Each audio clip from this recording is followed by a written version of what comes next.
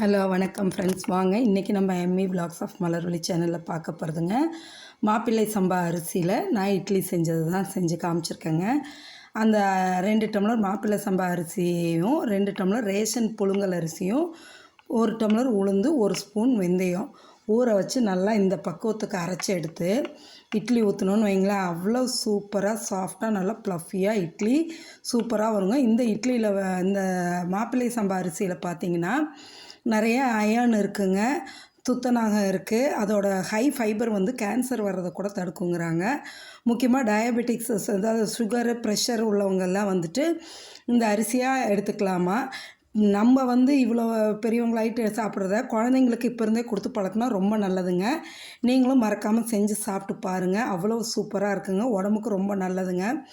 இந்த மாப்பிள்ளை சம்பா அரிசி இட்லி பாருங்கள் எந்த அளவு ப்ளஃபியாக சாஃப்டாக இருக்குன்னு. ஓகே, தேங்க்ஸ் ஃபார் வாட்சிங் ஃப்ரெண்ட்ஸ்.